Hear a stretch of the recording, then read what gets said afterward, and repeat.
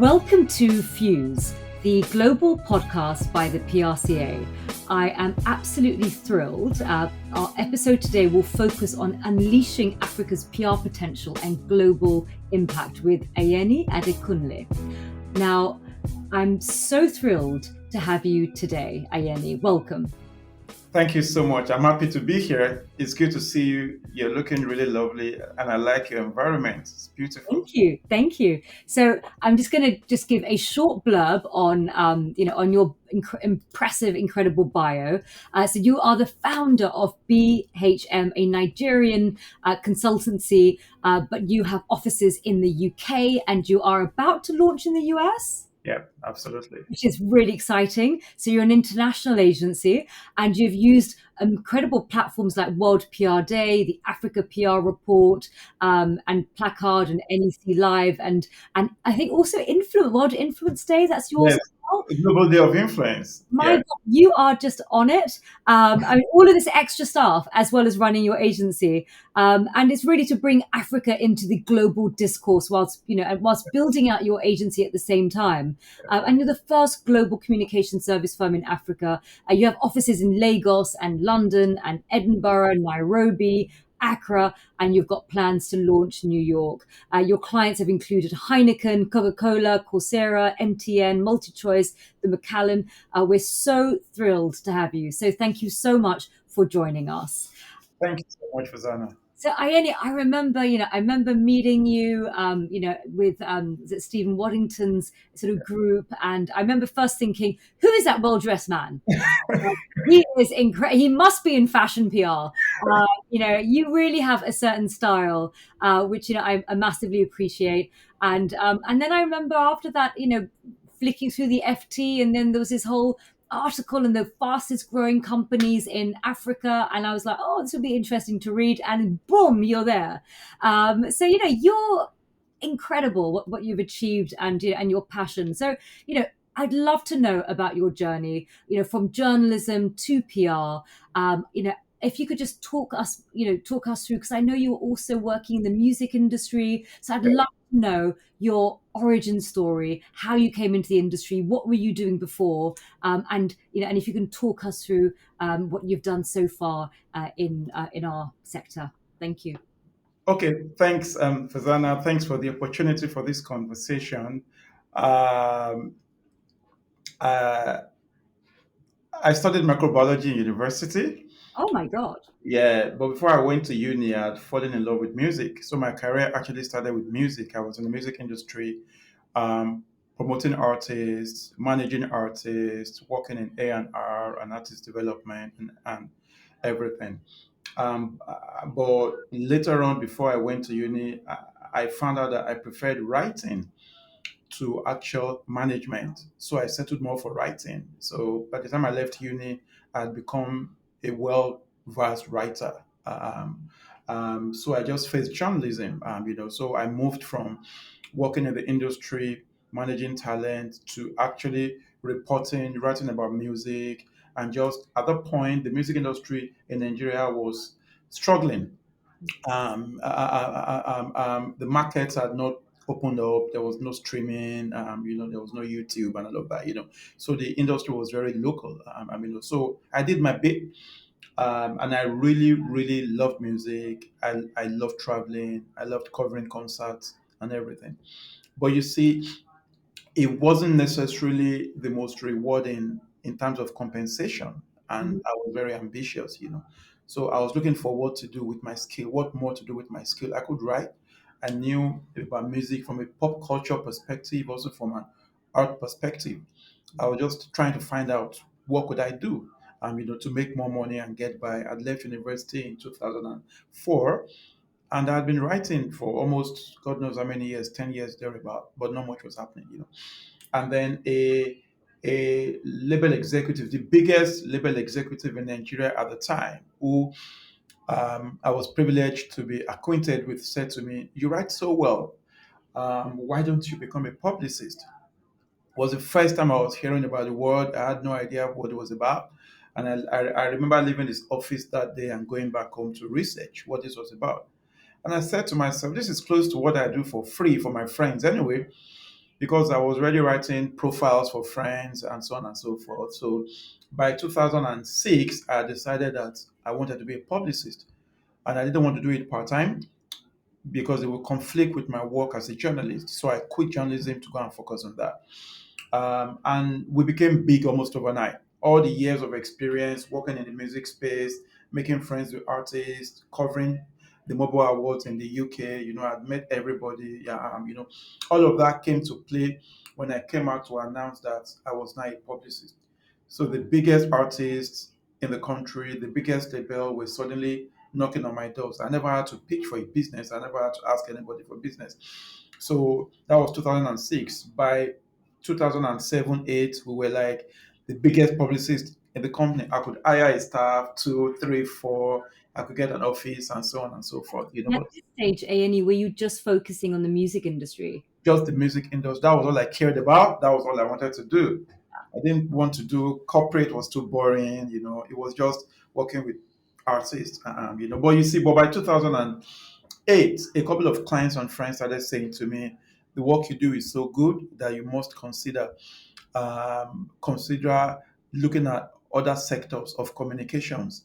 And Mm. I found a gentleman at the time, Professor Phil Osage, who was the head of the PR Consultants Association in Nigeria, who also said to me, "You need to get a diploma in PR and become a proper PR professional so you can join the NIPR, which is the equivalent of CIPR in the UK." Mhm. So I did that.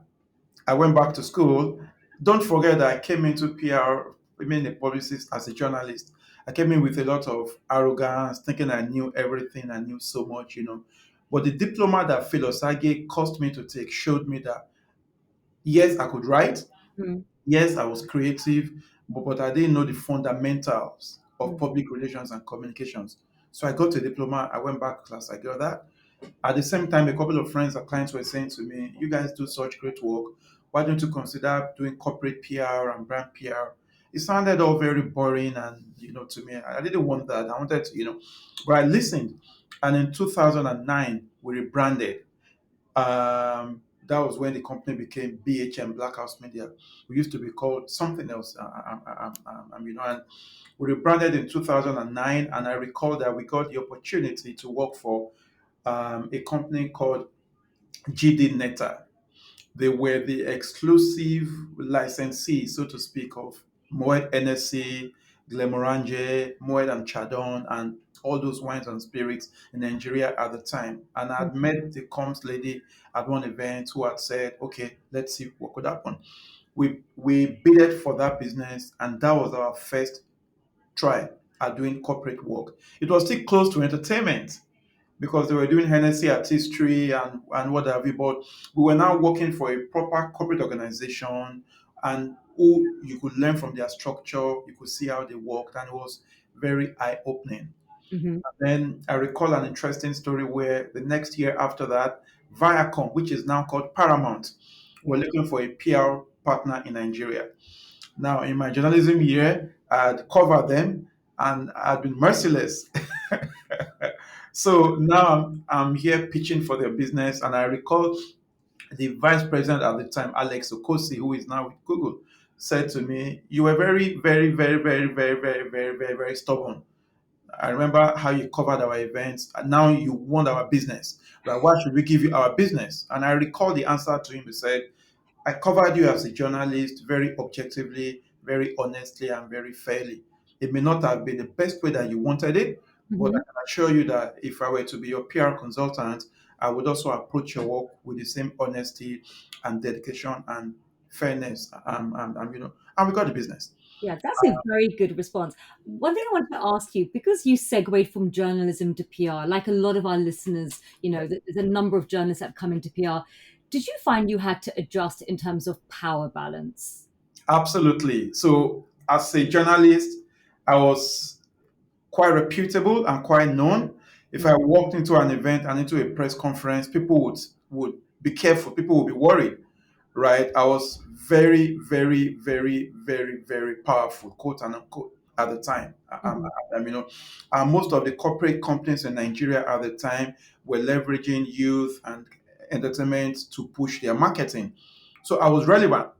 So you were relevant, you were influential, you were powerful.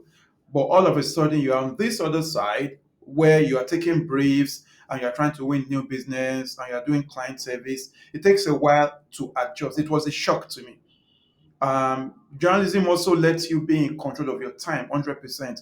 I could stay home for 3 days and just work on my computer and not leave home as a reporter, as a journalist. And I could go out at night and hang out with artists and colleagues and not have to be up until 10 a.m. the next morning. You cross into PR, you're doing meetings and RFPs, and then the equipment you need to work as a journalist from a word processing perspective is different from what you need when you cross to PR. You are suddenly dealing with Excel and PowerPoint, and all sorts. Yeah. So it takes a while to adjust, but if you are open-minded, you find that you come with very useful skill from journalism, very, very useful skill and experience and contact and network. But if you combine that with what you learn in PR, then nobody can stop you. I keep saying that journalists will do very well in PR and come. They know the newsroom. They know how to tell a story. So, but that's just one part of the work. If you then come into PR and you can learn strategy, and you learn the business and you pay attention. If you combine the both of them, then you're unstoppable. You know, you know. It's true. Two things that's quite interesting is you decided to do the diploma in PR. Yeah. Do you feel because you've never worked in a PR agency before? I So never stepped foot in one. So that's, I mean, I'm the same. I've never worked in a PR agency before. And I always used to think to myself, my God, it's the blind leading the blind. Yeah. And I always used to be absolutely fascinated to meet other agency people. And I would want to know all about their processes in detail because I felt it was this land that I didn't know. Yeah. And so I wanted to just find out that running a PR agency, having never worked in a PR agency, did you find doing the PR diploma, coming from a journalist background, was really helpful to you? And how did you overcome setting up an agency without having the experience? Yeah. So getting the diploma was very humbling Hmm. because I was already the CEO of my own company and I had to go to class every weekend and do all of that. But I learned so much that I then caused us to have a company policy to insist that all of our PR people must have a diploma in PR if they don't have a first degree in PR, because that's where you learn the theory. That's when you learn the fundamentals. And then, yes, you're in practice, you work day to day, but there's a framework that guides what we do. So, yes, I learned so much. It was very beneficial. And since then, I became unstoppable. I registered for CIPR, I started taking courses and everything, and I love it. But in terms of setting up the firm without having worked or even stepped foot in an agency before, I didn't have to overcome that barrier. It was actually a blessing. I think that what's made BHM very successful is that we designed our own way of how we think a PR company should run. We were not bogged down by the conventional wisdom. So every BHM consultant I say is a working PR agency because we make you understand every aspect of the work, because we say you must be able to advise your client from A to Z. So I found out later that a lot of agencies were structured around walls, media, research, monitoring, and I'm like, no, if I spend 1 hour with my clients, I should know enough about their business and know enough data to say no, you can do that.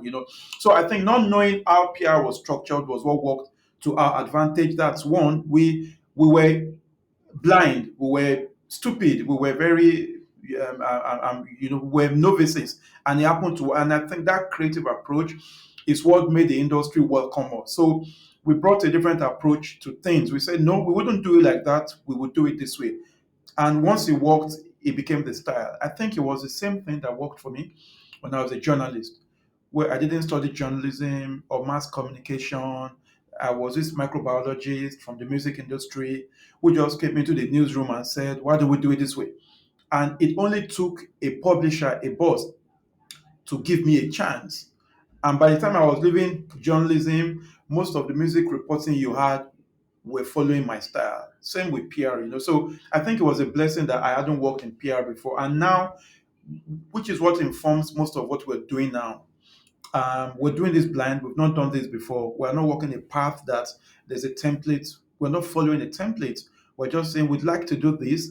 Would the result be good? How could we do this? Most people wouldn't embark on a global expansion without a big wallet, without an acquisition, without a bank, their banker saying, "Go ahead, we're behind you." We're just saying, "Well, what could possibly go wrong? Let's do it." Same thing. And I think that that's what drove us from working on NSC to working with Paramount, where I had never tasted. I didn't know the difference between cognac and whiskey when we started working with NSC.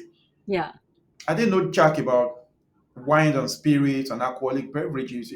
Paramount, same thing. But we went in there, we're very open minded. By the time we stopped working for NSC, I had become a connoisseur of not just the brand, but the category itself. Mhm.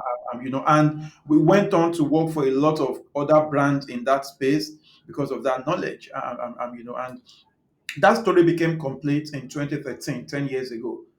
The switch from entertainment to full-blown PR when Heineken's OpCo in Nigeria called us and said, "We like what you do for Hennessy. We see what you do. Come, let's try the project." Mm. And it was supposed to be a one-off project where we came in and just worked with them to launch a music app and all of that. And we've worked for them ever since. This is the 10th year we'll be working for Heineken in Nigeria. That is So, fantastic.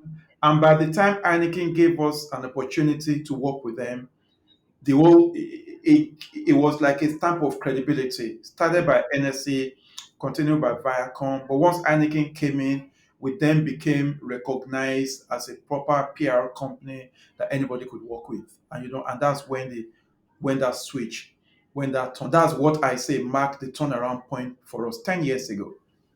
And so 10 years ago, when you then got that sort of mark of credibility, what happened next? Everybody started calling. Everybody Different sectors. across sectors. Mhm. The phones wouldn't stop ringing. I used to wonder what it would take to get invited to RFPs. We Yeah, just never got invited. I yeah, didn't know. But from 2013, it just happened that we were on everybody's list. We were just on everybody's list. So we grew, our revenue grew over 1,000% between 2013 and 2015. that's incredible. It That's just grew. It And just grew. how did you manage that growth? Because you had to then hire quickly, Yeah. uh, and you had to then also embed the culture, your innovative way of thinking, and every person is an agency, which means they've got so much more to learn. They're not the cogs in a machine that you get in other agencies. You really, you're really creating a community of thinkers. So how did you scale up so fast? So I was hands on. I was very hands on. I was at work first thing in the morning, I remember, and I would sleep in the office most times or leave late. So I was mostly training everybody, making sure that we stick to the culture, making sure that there's quality control on the work that was being done, and making sure that we don't mess up the opportunity that we were getting. I was very hands on, and I must say that we were blessed with extremely dedicated, loyal, and hardworking staff from day one.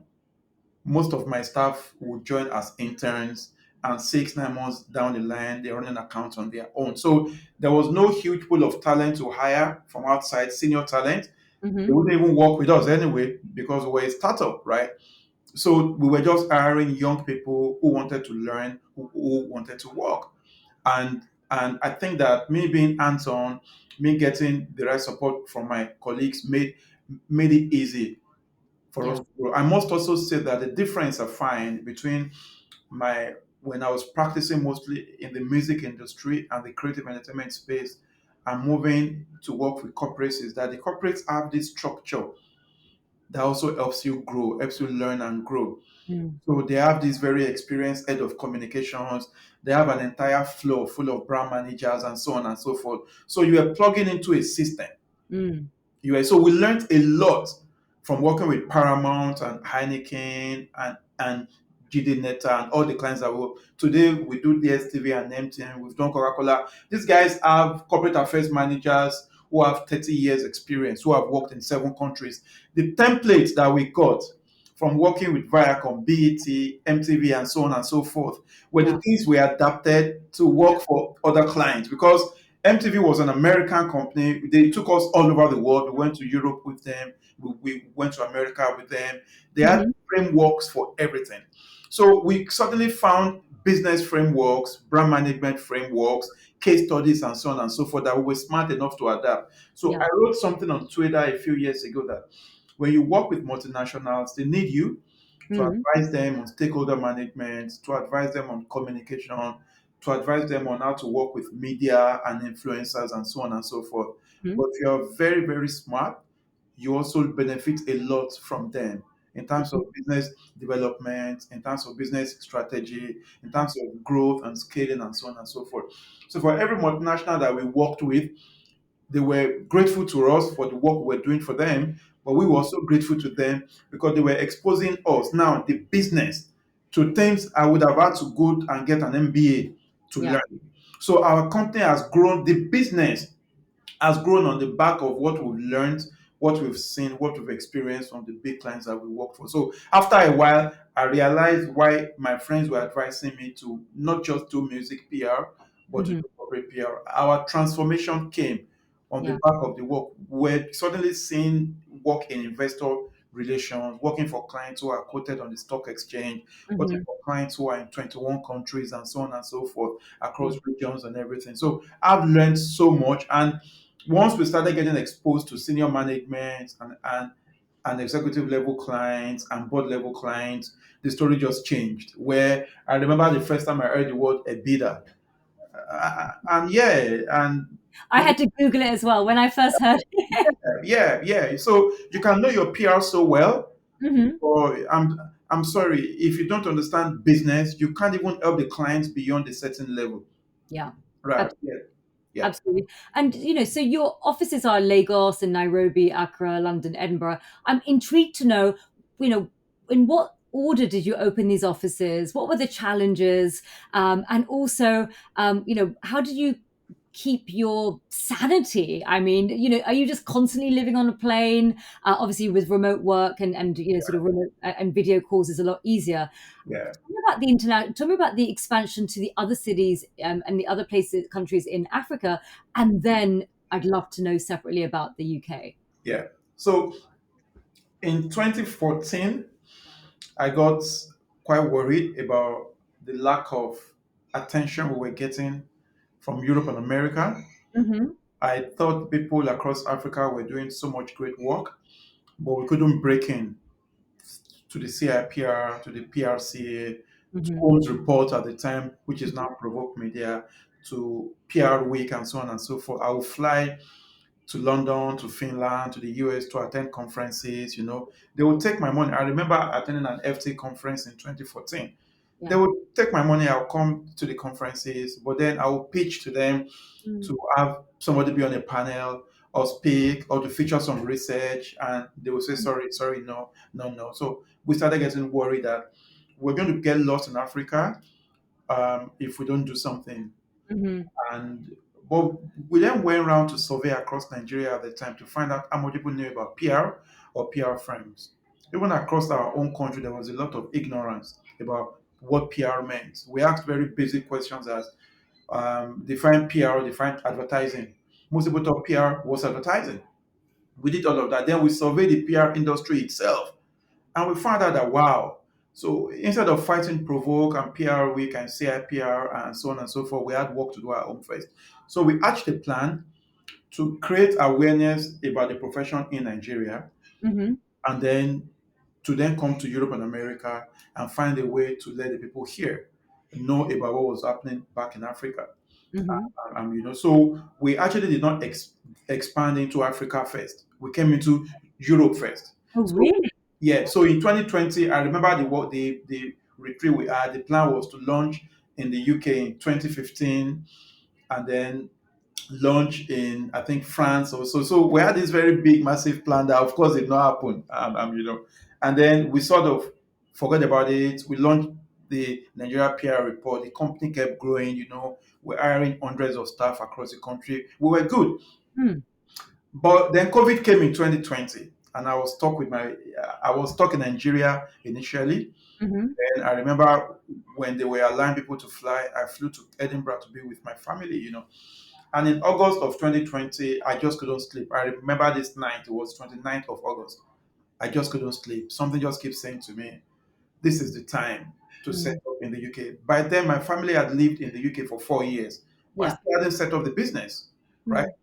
And that night, I got up, went to my study, incorporated the business more or less. By morning, I registered BHM UK.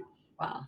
By the next day, I wrote to Stephen Waddington, who I'd known from his blogs and all of that. Yeah. I'd written to Stephen Waddington and the gentleman that wrote the book, Trust Me, PR is There, Robert Phillips, Mm. right? And I was chatting with Robert and Phillips, just trying to say, guys, this is who I am. I'm setting up in the UK, and I want your advice. I want you guys to essentially hold me by the hand. We've done very well in Nigeria, but we Hmm. want to come to the UK not just because we think there's big business here, but we think we can help the Nigerian industry and the African market get a voice if you are here and we are closer. Robert sadly couldn't help much. He was sick at the time. He's passed on now. God rest his soul. Mm. Stephen was very, very, very supportive. Yeah. We started meeting over Zoom and it was very, very helpful. And by March of 2021, we were in business. Incredible. And the acceptance that we got Hmm. actually made me weep. Hmm. Everybody welcomed us with open arms. The CIPR, the PRCA, Provoke Media, PR Week, the level of, and I said to my team, we could have stayed back in Nigeria fighting and complaining. Yes, it's cost us a lot to be here, but then, so we set up the UK first.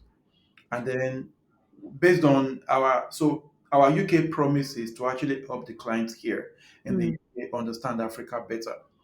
And we also have so many clients in Nigeria and South Africa and Kenya and who would benefit from understanding the UK market better. So it's a bilateral proposition Yeah. in a And a way. lot of market access consulting. Yeah, market Well, access consulting. That's yeah. it.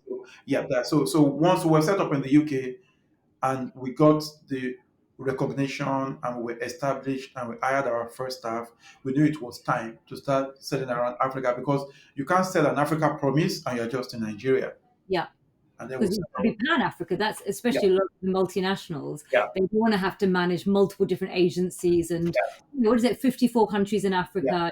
They want to have yeah, the continent yeah, uh, covered. yeah, yeah. Yeah. So And, and where you set up so you set up in Ghana and and then Kenya. we set up Ghana and Kenya, and then we're following up with Rwanda and Ethiopia and all these other Tanzania and Kubo. We set up from a regional perspective first. So we set up Ghana to support Nigeria for Yeah. West Africa, and we Hmm. set up Kenya to support East Africa.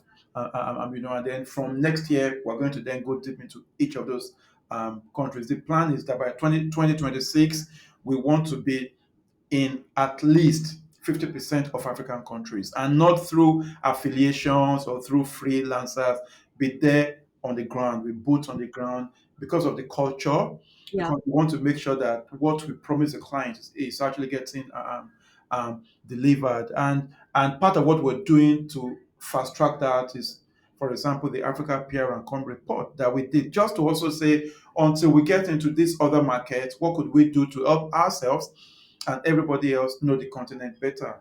And When did you launch the Africa PR and Comms report? we launched that just about a month ago. And so was the whole thinking, was it for the audience outside of Africa to understand Africa, or was it for the internal audience in For Africa both, and the PR industry? for both, you couldn't even lay your hands on credible data, even within Africa on the industry, both from the agency side and from the Yeah. client side. So the idea, and we surveyed 29 countries, Hmm. right? In English and I think Portuguese and in French. And so the idea is to start something that can give us at least verifiable data. The PRCA has done some work in that regard. The CIPR has done some work in that regard. ECO has done some work in that regard. If you combine all of that, you Hmm. suddenly begin to understand the state of the industry. And but we did that as a way of helping even us understand Africa better to get data. Fantastic. We've And, done that on PR. yeah. What we're doing next now is to do sectors. We're now going to banking, going into agriculture, into Yeah. technology, and so on and so forth. And what's your plan for the report? Are you going to issue this report every year, the same month? And then when you talk about you're going to do a deep dive into different sectors, are you going to release that for the next year's report, or is that going to be interim reports? Yes, so What's and how can people download it as well? yeah, so the plan is for the report to come out annually, Hmm. but there will then be interim reports on key sectors of the market. Okay. I'm right on democracy, on pop culture, Yeah. on sports, on fashion, and so on and so forth. I mean, and so that when we go to these reports will still be presented in physical events. But the idea is when you go and speak in the US about Africa, really, what's what's the reference, right? When you Mm, go to Brussels, right, what's the reference? So it mm, starts from knowing PR better, but you want to also be able to understand the business landscape. And we're doing this not just for ourselves. We make these reports available for download for free yeah. because we want to encourage the growth of the industry. My vision is to be able to accelerate the African industry in such a way that it can occupy its space within the global conversation. And that cannot happen Mm, if we're not able to provide market access advisory, provide thought leadership, if we're not able to demonstrate mm, knowledge, what everywhere I go to, I'm not being asked about how can I appear in a newspaper or get a media mention. No, mm. people want intelligence, people want insight, people want perspective about what is happening on the continent. That's what we get paid for. Yeah. I'm right. The proposition as we go around the world is to be able to provide knowledge and insight about the continent to anybody who's interested in having that understanding. You know, I find it really fascinating because if someone's setting up a PR agency, like myself in London or someone in New York, we just, set up the agency, hire the staff, get the clients, and we're on it. Whereas I feel with you, you've had to really build the agency. You had to build the industry. In a way, you have to end up kind of nation building, where you have to, where things that we take for granted in countries where we have a fully developed industry. There's people like you in other countries that don't have a fully developed industry that have to basically lay down the foundations as well as run the agency, create all of the reports, are from a continent that is misunderstood, that needs to overcome so many obstacles that the mind boggles. And, and I also sort of think to myself that the good that you're doing for Africa is so important because I myself have worked, in Africa, I've worked for various presidents. And I always used to think to myself, it's wonderful, that I have the opportunity to work internationally and work for these African presidents. But actually, where is my counterpart based in Africa that I should be working with? Because you need the external and the internal perspective. yeah, And, if an external, consultant such as myself comes in with not the knowledge or the data of, the continent, then what kind of, where's the value of the comm strategy? Because, and so I used to always wonder about that. And so what you're creating is you're creating an army of storytellers that can tomorrow tell the story of these African nations. So they're not beholden to yeah. other parts who fly in and fly out. And, I think it's really important in the work that you're doing. And I think you are just beyond a PR agency head that's doing really well and growing, expanding. I think you're nation building, and you're really addressing the inequity of global storytelling. And the timing is perfect as Africa and Asia, these sort of balanced economic powers moving. What you're doing is so important, to you're building bridges at a time where we're living in an increasingly sort of multipolar world. So hats off to you. Thank you, Farzana. I have a strong feeling that Hmm. the world needs and that the world is ready Yeah. for an alternative network group from Asia and from Africa. It's not even because it benefits us, because I think that it benefits Europe, it benefits America. When you talk about diversity and equality and inclusion and so on and so forth, um, um, whether you're working for Barclays Bank or for JP Morgan or for Apple and so on and so forth. I think that these organizations and democracies and bodies will benefit from consultancies, be it in accounting and in management and in communications, who bring the perspective of 1.3 billion people and growing to the table. What currently happens is that these businesses get awarded to the big four or to the Edelmans and all the big guys in Europe and America. Hmm. They are then divided up and they sit in Amsterdam or in Dubai or in London, and then they get into Africa through affiliations and partnerships and so on. I think that has gone on for God knows how many decades, and Yeah. then you find that some of the organizations like Edelman and Ketchum have really tried to invest and expand into Africa, which is good. But Mm. I think that reverse expansion, I think, is credible. I want to see a homegrown agency like Red Hill from Singapore be mainstream in New York and in London and be as big and can participate in global RFPs for the biggest companies on earth. I want to see BHM from Nigeria, this company with maybe 200 people and 90% of them are people of color, black people, okay, Mhm. be as mainstream, okay, and be able to approach big business. And I just think that at the end of the day, when you take a look at what you're building with Cousin, what I'm doing with BHM, what we're trying to do, right? At the end of the day, my pitch is that 1.3 billion people, whether you're Facebook or you're Apple, I am not saying give your entire global business to Cousin PR or to Red Hill. I am saying that as you take a look at your global portfolio, perhaps you have a chance to say, guys, the Africa part of our business, we're going to award it to this firm that can help us provide that one. Or we want to get to a point where in our internal communications, in our in-house team, because this is not just an agency problem, right? You find that even on the in-house teams and so on and so forth, you have people advising organizations who don't have a foot on the ground perspective to the issue that they're advising on.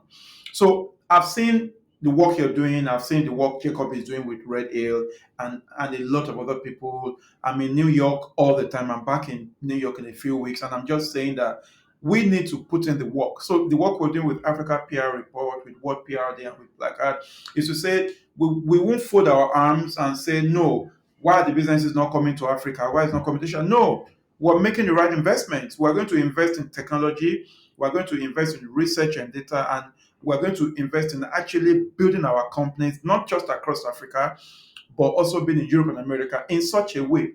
Uh, uh, um, uh, um, and it just provides the opportunity for one person to break in. All I ask is for open-mindedness. Every room I go into it, I just say, guys, the US organizations went around the world on the back of their clients. If you study the global expansion that we speak about today, name any of the big networks, right? The entire China excursion from Europe and America went on the back of business. We don't have that. We don't have hundreds of African companies expanding into Europe and America. That's one. We also don't have banks who are saying, do you know, we'll go and acquire your next 10 companies. We are going to support you, right? Right. So you are in a point where portfolio investments, FDI, and what have you are flowing from Europe, America, and Asia into Africa.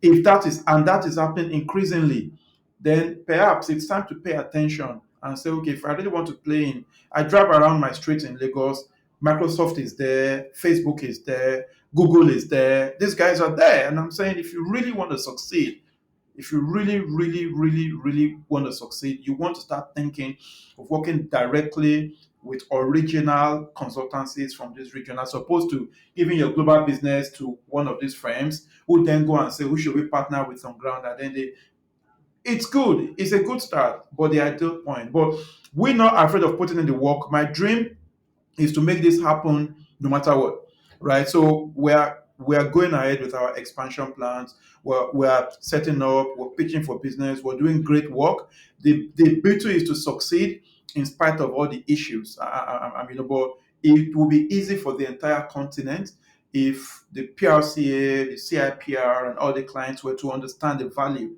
that the world benefits by saying your Asia strategy is succeeding because Farzana is there and she has this knowledge and this perspective and this understanding, and you factor that in what you're doing. And you're saying, Farzana, I'm sorry, you are in how many countries again across Asia or Africa? You are in four. We want you to be in 40 by the end of next year. What do you need? Right? Okay, because we want to work with you in 40 countries across that region. What do you need? It's happened before. It happens with US firms, it happens with UK firms, where the client is saying, this is our plan for the next 10 years. This is our roadmap. We really want to work with you. You need to get ready to be in those markets. This is what you have to do. Right. So this is what I pitch to governments in Africa. This is what I preach to clients in Africa. This is what I preach in New York. This is what I preach in London. We can't compete with Edelman for client business in New York. We have a lot to learn from Edelman and Fleischmann Hilliard and Ketchum and Ogilvy and Co. When it comes to running business for the clients and advising clients who do business in New York. But I'm sorry, I dare say that Edelman and Ketchum and Co have a lot to learn from us when it comes to advising the clients who do work across 54 African countries, 1.3 billion people. And we want an opportunity to be around the table and provide that perspective. All right. If the industry and the business community makes it easy for us, I would appreciate it.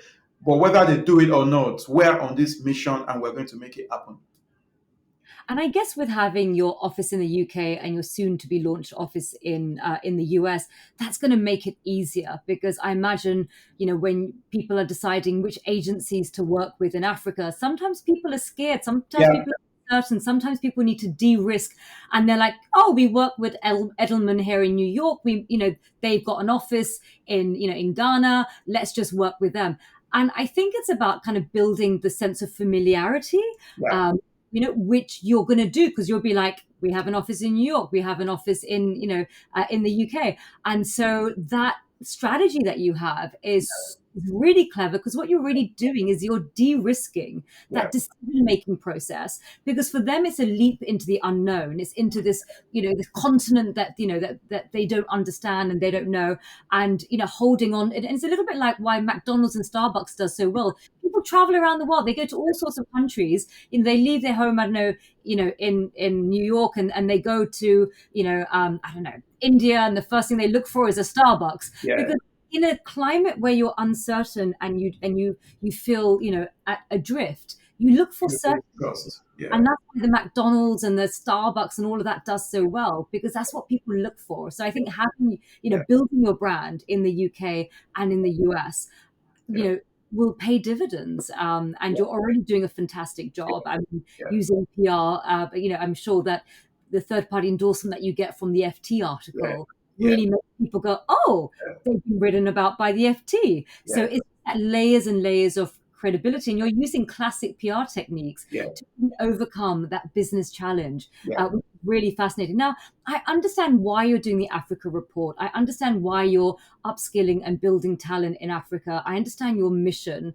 I understand your sort of thinking of, well, if Western companies can come to Africa, why can't African companies go to the West and compete, as well? And I understand that. What I don't understand is why, with all this work that you're doing, all these offices that you're juggling, all these missions that you're driving, why then on top of that coming up with, creating two incredible days? You've got the Global Day of Influence and Global PR Day.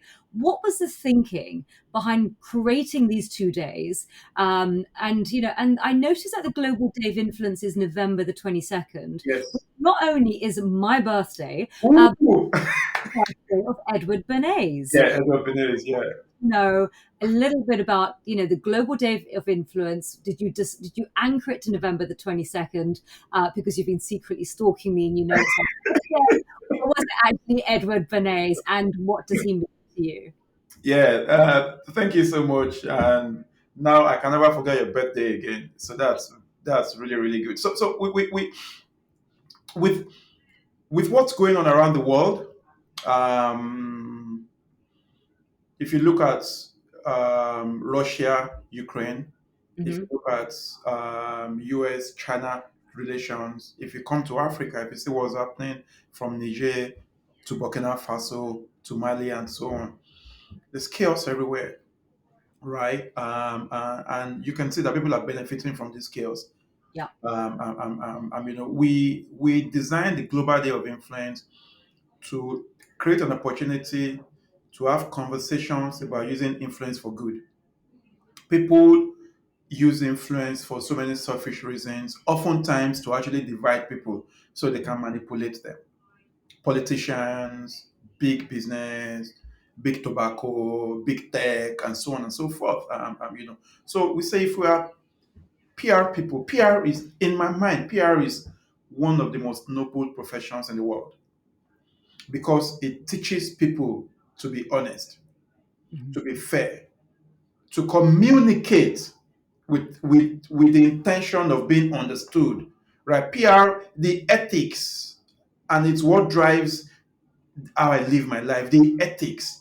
If we were able to guide our clients, our stakeholders, our principals, and so on, to even follow it at 50% level, if the presidents of all the countries of the world were to run their offices and run their countries on the back of the ethics of PR, I don't think most of the issues that we have around the world we would have it.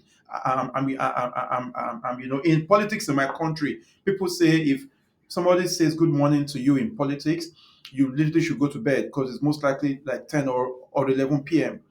We've come to a point where we've accepted that politics is not a moral game. You can do anything to get into government. I'm sorry, if you get into government by all means possible, then you can't govern ethically. So we designed the Global Day of Influence as a way to teach ourselves, to remind ourselves, Mm. number one, to have influence. PR people are too quiet, too Mm. laid back. We should have the biggest profiles on LinkedIn and Twitter and Instagram if we are really the gatekeepers for Mm. professional ethics. Yeah. Our voices, we should be the thought leaders across sectors. So each time I open the FT or the Wall Street Journal or the New York Times or the Times of London and I see an article disparaging PR, I'm like, well, it's not your fault. The people who should be writing about PR for all these magazines should be PR people, not somebody who doesn't doesn't even know much about the Mm. profession. So PR has been so demarketed, Yeah. so the PR, that we don't even have the influence, number one, that we should have. So for Global Day of Influence, we want to have the right influence. I want PR leaders to be respected and trusted and influential. Then we want to remind ourselves of this influence that we should hold, but also on the influence that we have on big business and big tobacco and big government and big tech, so that we can work with them to use their influence for good. Perhaps the world will get less of wars and conflict and all of that. That's the concept behind the Global Day of Influence. Yeah, I love that because the irony is that we're in the business of reputation, but PR people and our industry suffers. Yeah. So we know that's such an irony that our craft is reputation, but yet, when you say people you work in PR, you almost get an eye roll. Yeah. And also it's, people sort of assume that, that all you do is misconstrue and twist truth. And so you often have, even in the UK where the PR industry is quite mature, you often have, news articles about how, I don't know, a local council wasted, £28,000 on PR, and it's like we're not valued, we're not understood. But how can an industry, out of all industries, be so misunderstood and so undervalued when our craft is influence and reputation? So do you feel that where we are going wrong is that we are not proactive enough in our own storytelling as individual PR practitioners, as well as an industry having a voice where, where we proactively and strategically communicate the value that we bring? Yes. We haven't done a good job of that. The CIPR is trying their best. The PRCA is trying. PRSA is trying. PRCAN, NIPR in Nigeria. I think a lot of efforts are going into. Hmm? There are so many committees, so many people working, but not much is getting done. I think it's time Yeah. for PR people. There are millions of us around the world to actually Hmm. join in that effort. It's not going to be a battle for PRCA alone. I saw Francis, God rest his soul, carry the battle on his head, right, for so many years. It's not a job to be left for the PRCA only or for the PCA. You have so many people earning income from Mm. public relations, doing amazing work. Right. I use the technology industry as an example. They tell so beautiful stories of their work. The startup became so fashionable. The startup scene, right, right.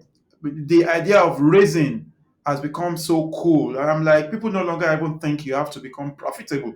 So if you look at the way the tech people have sort of curated their industry, we need to be intentional about how we build influence. If we truly, truly want to have a voice and have a voice that has meaning, then we need to be in the room and we need to say and do the right things. Each time I see a journalist call out a PR person on Twitter for over pitching or for wrong pitching or for being lousy, I'm like, that's bad. But guess what? I admit that there are quack PR people, there are lousy and a lot of nuisance PR people, but there are also quack doctors. There are Yeah. quack lawyers. There are quack journalists. There Hmm. are so many journalists doing such a horrible job. But guess what? I don't paint the entire journalism practice with the brush of the few who are doing horrible stuff. Same with medicine and surgery. Same with finance. But guess what? It is also because there's so many public examples of fantastic, great journalism. There's a Pulitzer Prize awarding such. So there are so many things that showcases great journalism that and they are mainstream and they are big. Same with from, but in PR we just speak to ourselves. Mm. So eco conferences, PRCA conferences, even the way we use Twitter Yeah. is Yeah. yeah. Even it's I'm like, no, it's time. So the investment we are making into the future, the fellowships we are creating, the scholarships we are creating, the projects we are doing, are to create, which was also why we created the word PRD. In addition to Global Day of Influence, are to create platforms and opportunities that can extend public relations reputation into the rooms where we need to have the right reputations in boards, in the finance industry, in the insurance industry, in the technology space, in the academic space, and so on and so forth. Stephen is doing a PhD, and we've always talked about this gap between theory and practice, right? So at the point where it's seen as a profession that requires, so the work we're doing next is to get to a point where you can point out terrible journalists out there, but I'm Hmm. sorry, you can also point out a lot of amazing journalism out there. Yeah. You read the story of the nurse, the nurse that was just convicted a few days ago of killing babies. But you will also read hundreds of stories of medical practitioners doing fantastic work. You will see what the NHS is doing. But in PR, right? Yeah. Yeah. So we've not designed platforms and experiences and opportunities and all of that to showcase the way we are helping the world, we are helping governments, we are helping countries and industries and all of that. It's not become cool, it's not become fashionable, and it has to. Yeah, because a lot of people ask me in my career, why did you choose PR? Why would you want to be a PR person? It's just not really well respected. But I absolutely, I love PR.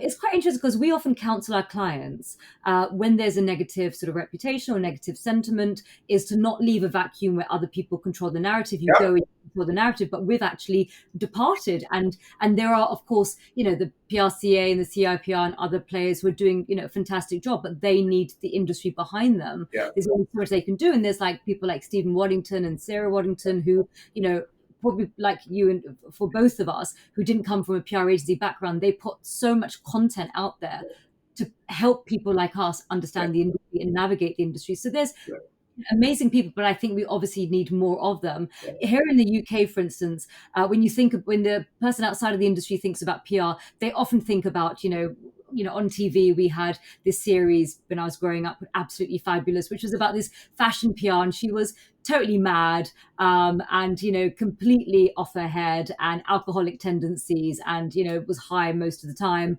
And you got that on one extreme. On the other extreme, you've got PR represented as kind of shady political PRs who are shouting and screaming and super unethical, and kind of like a little bit Machiavellian, sort of Yeah. pulling strings. So those are the sort of archetypes of PRs that we have in the sort of national conscience, of Yeah. and there's nobody really pushing through a positive. And we also had, unfortunately, we had some high profile sort of PR Yeah. people, like when you had Bill Pottinger, Yeah. that had a very negative impact on the public perception Yeah. of PR, and then Max Clifford as well, who was Yeah. a celebrity PR person, Yeah. and the crimes that he committed. So we have definitely, need to step up our game if we are to be taken seriously. Yeah.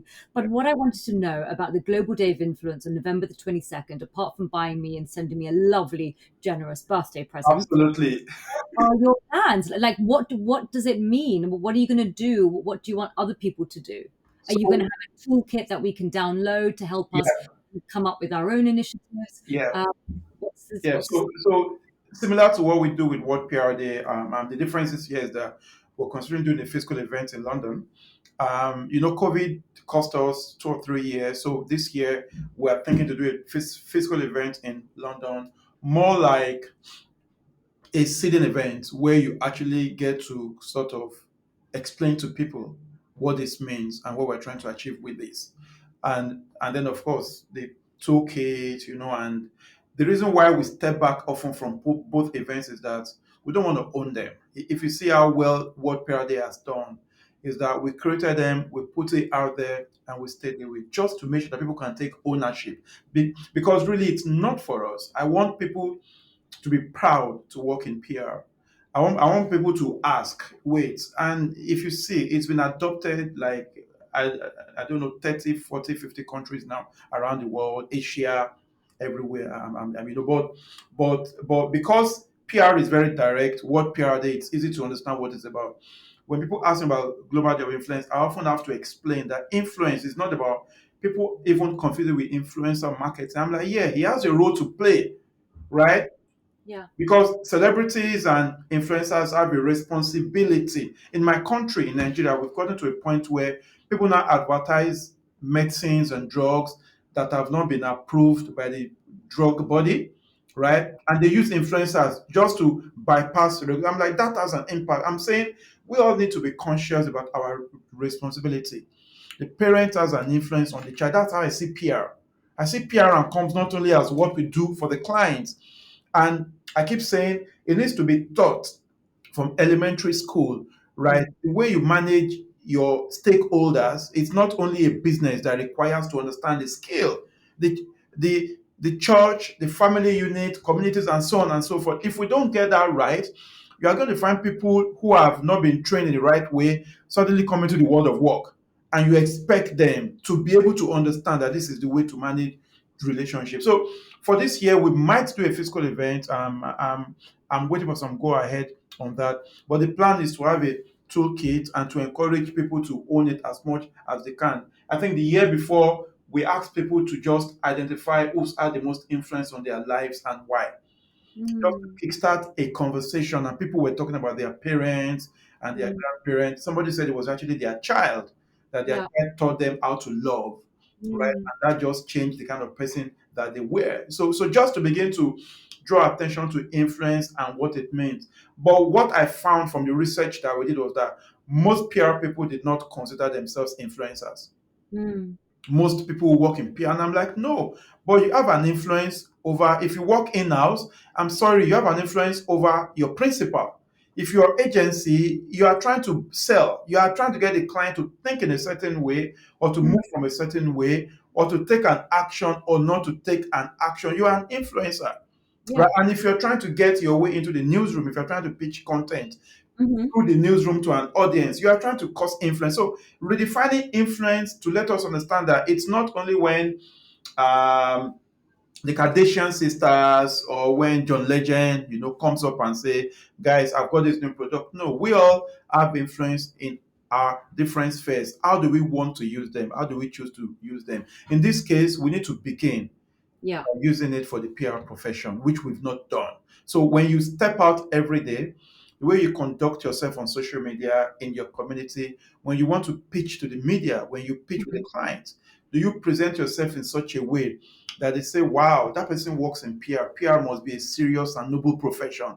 Or Mhm. do they think those guys must be jesters because of you? So from how you comport yourself, how you do your work, the kind of training you give yourself, the kind of knowledge that you acquire, how you carry yourself, are you adding to the positive reputation for PR because of you? That's influence. So how do we begin?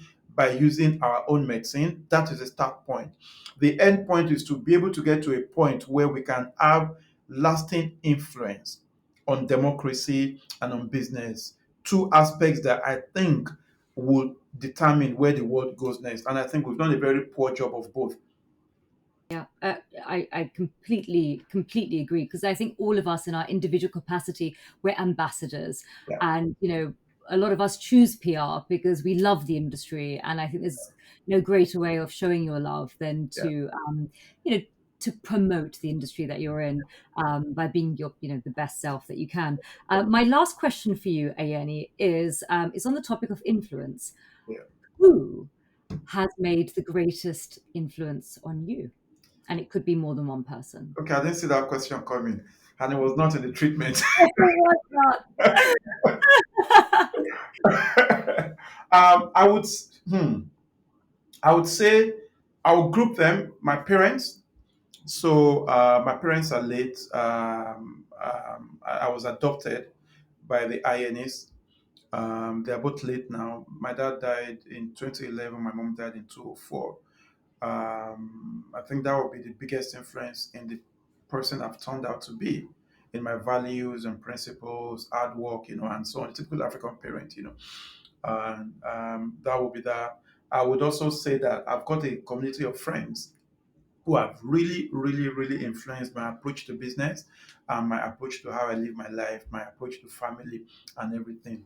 And then I would say my immediate family, my siblings, my children, my wife. I met my wife in university, and we come from two different backgrounds. And I think just being exposed to that other side really, really just showed me what I come from. A polygamous family. My father had about 12, 13 children from five, six women.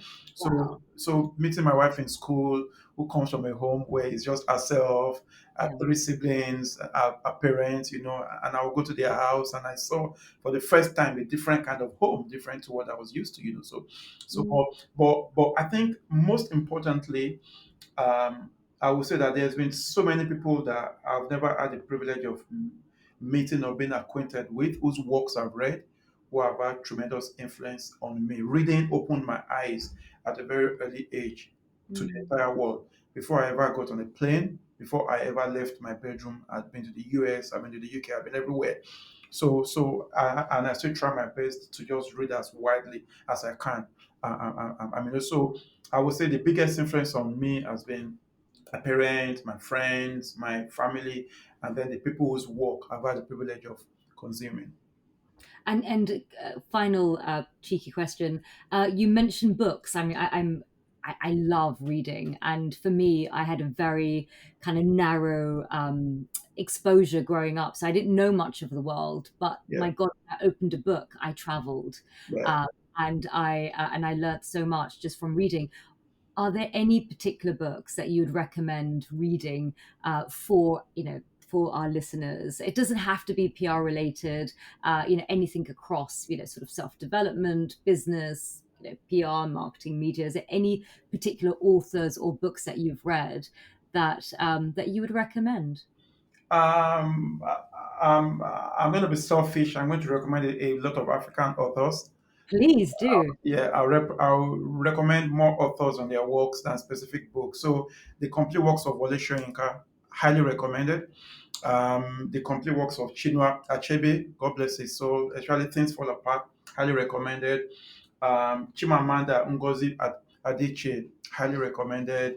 Um, TM Aluko, highly recommended. And then I will go to, there's a gentleman called Teju Cole, who I'm a big fan of, highly recommended. and just that's just a few. No apologies to anyone that I should include that I may have left out, but that's just a few from a very, very extensive list. But I would also say that there are people I read from here that I find very inspiring, either articles or long read. There's a gentleman called Paul Graham, who I read very, very, very well. There's a gentleman called Neville, whose Hmm. long reads and threads I pay attention to. There's Christensen. I've forgotten his first name now. He's dead now. Who I really, really, and he did this book in partnership with a Nigerian gentleman. The title of the book I remember is called The Prosperity Paradox. Very, Okay. very, very, very good book. You know, and then there's, I'm trying to remember the book that Stephen, okay, I'll stick with authors again. So when I just met Stephen Waddington, he has sent me a book by Scott Galloway. It was something about post corona. It was a very powerful book. So Scott Galloway's works extremely, extremely recommended.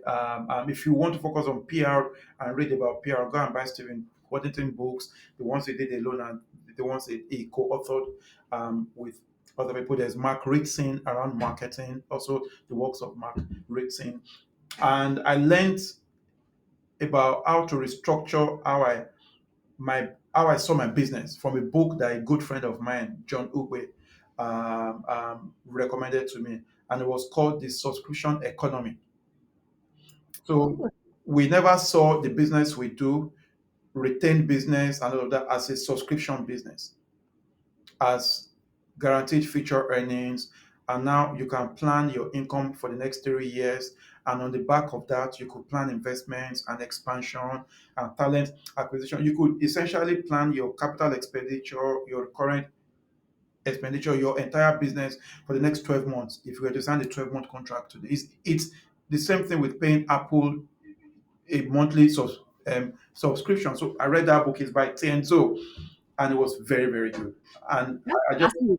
I never thought of it as agency retained as a subscription, but you're absolutely spot on. it's a subscription business. And I read that book and I got into a rabbit hole of just trying to just study about subscription businesses and why they grow so well and why they do so well.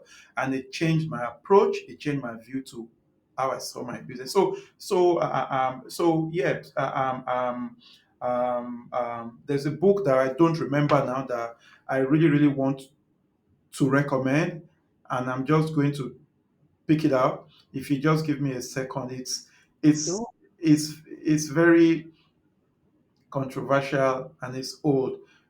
By the way, I recommend. So there's a book called 12 Causes of Dishonesty. It's by Henry Ward Beecher. Oh my gosh. Okay. Yeah, So and is it like Machiavelli's The Prince kind of, kind of. and 48 Laws of Power by Yeah, Graham? Yeah. kind of.